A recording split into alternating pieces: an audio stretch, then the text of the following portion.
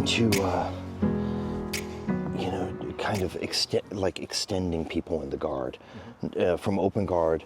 Open guard's great, or closed guard is great, but let's have you on your knees. And it's not going to work quite as well with the grass. But here's both knees, please. So, like extending people, really using your body weight to, and you can use your knee to start affecting them, or at least threaten them in other ways. If they're really strong and pull in, I go to the reverse. This is a good place to hold it, and then you can steadily work your way with the arm drag. It's also good to, just hit the arm drag here. Boom, boom. I'm trying to get better at the back, like everyone else. But I'm really into coming up and hitting the corkscrew arm lock from here. And just going all the way through. If you can get that, that's okay. Sometimes it's a hamstrings. You want that rear leg, but it's not always there. Oh, I'm taking him over. And then maybe that with the finish. It's so accessible, especially against like really big guys, because it's just so wide they shift back. They shift back. I'm not going to be able to get this over, or I need to be able to, it's good to be able to turn that. I'm not sure which one that is. Yeah, turn that around and start to corkscrew them, and then here, Adam Wardzinski would do. He would lock it and do like a reverse lockdown. If he lost one, he would go immediately into this, which was really strong. Yeah.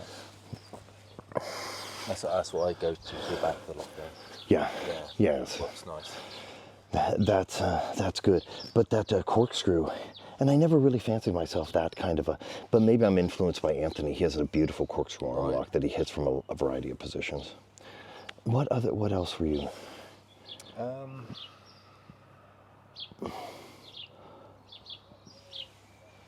Do you have any sort of go-to guard retention techniques? Just to sort of just someone's coming around because they've almost passed. So let me see what I do. I always try and keep everything. I try and keep everything as centered as possible. I'll try and control. And if they come around to the side, I'll try and keep something in the way and all the rest of it. But eventually they sort of come around. Okay. Yeah, they're far enough. And then I'll try and go frame here so they can't get any control, and I'll try and get to this position here so I can get underhook and stuff. Do you have any sort of? I mean, that's sort of basically what I use. But do you have any Yeah, I mean, I feel like that is probably that knee push game. I find myself going either blocking just side control, just blocking this stuff early, and being able to hip up and open that elbow allows you. That's a good. You should believe in that. And also if they, if you're cutting under them, wait on me a little. Yeah, if you're cutting under them and you boom, and maybe it doesn't work out, you can still, so you're going at that cross axis I feel like more extension on the arm block. I really refined this over the years where you're here, say you're down, and then boom, I could hit that hip shovel sweep. We're over here. You can also, this is good, but some guys are tough. This is an opportunity for you to spring up and take the arm lock. Right. If you wanted, boom, step over and kind of like that, or you could just hop to both feet, either way. But check this out, boom, but you start pulling. This is back to Aikido. Pulling with that one. Yeah, so creating a torque with that. Okay. With that, so if you use that. I do, yeah. I don't pull, you go here. I usually just do this. Yeah, exactly, but you got another dimension. That's awesome. Yeah. I don't do that. No, you can, I've hit it on black belts, and it's like, That's cool. It just felt more controlled. Totally. You can guide it. You have the other side of the steering wheel. You're kind of you can steer one-handed, but that's the other. Right, because sometimes this is a bit unpredictable. Sometimes they go over, sometimes they don't. Exactly. And that's, and to find the space in there. Another thing, is okay. I'm side control, but I'm underhook and I'm low. I'm low right here, always threatening. You know, we have, and then the here, stuffing that if you want to get into that, and then doing your hip shovel.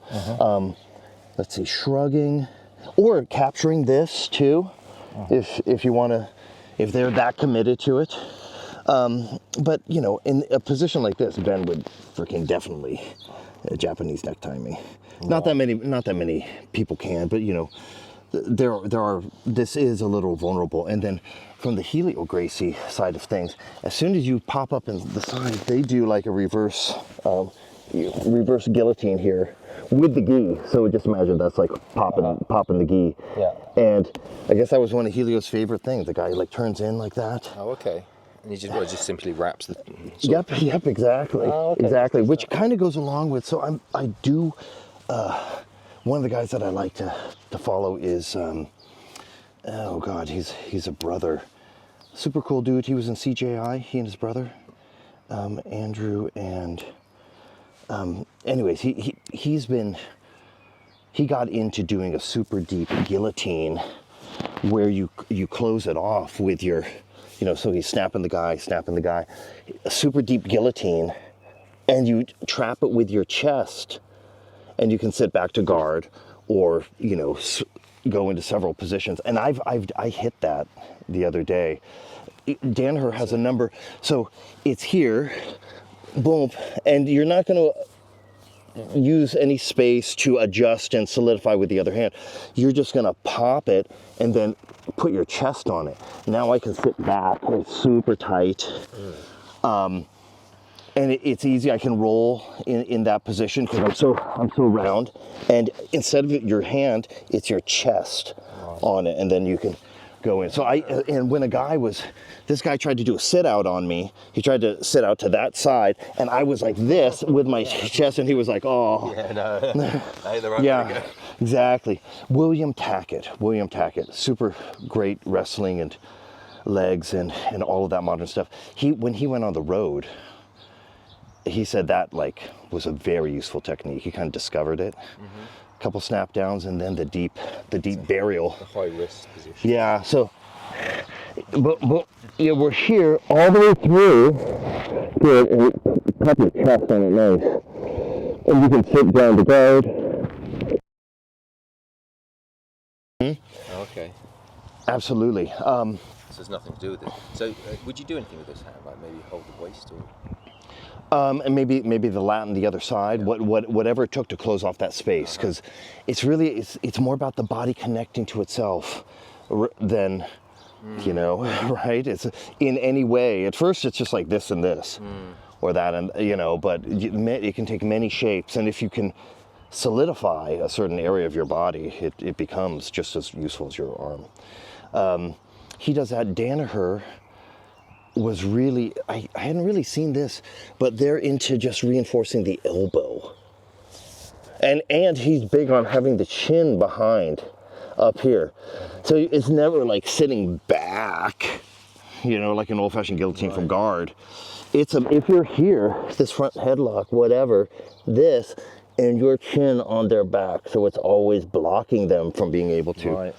Which is not the easiest posture to maintain. We can do it.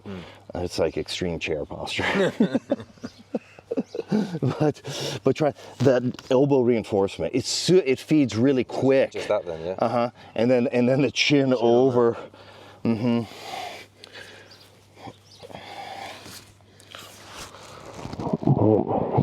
that. You can take dude, that's tight. Oh yeah.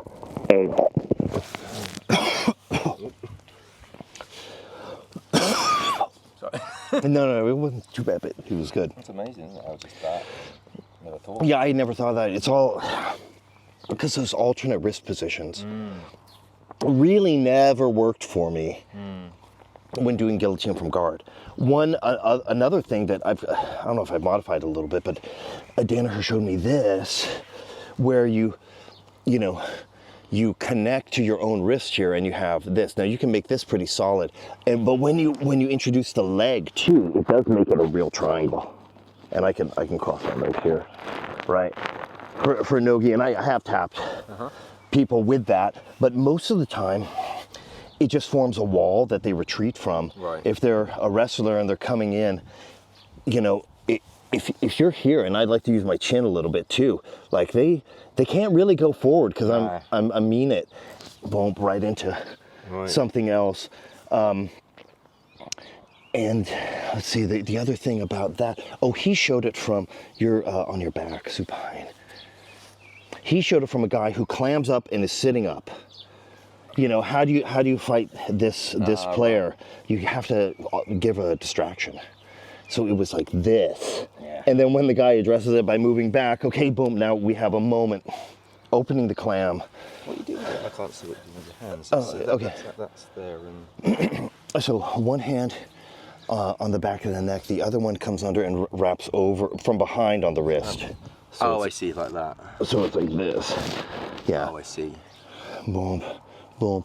You use that chin a little.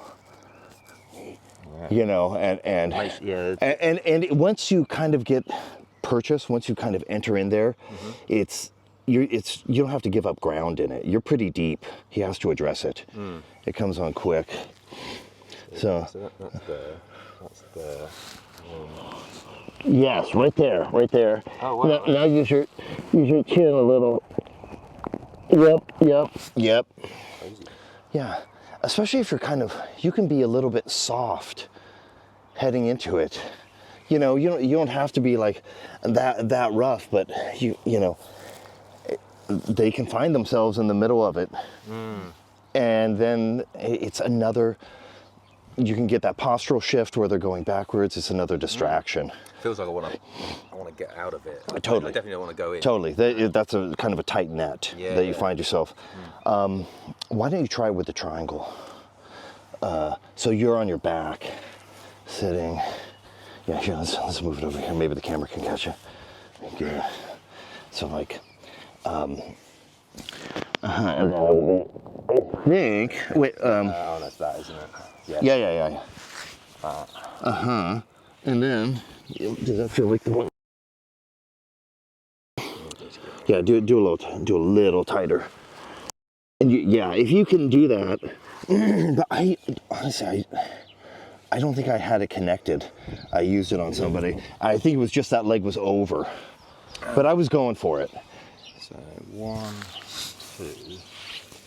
2. No, is it that side? Yeah, because that arm is on that side. Like, so it's the other. Yeah. So this is the block. No, yeah. Put it on and try to.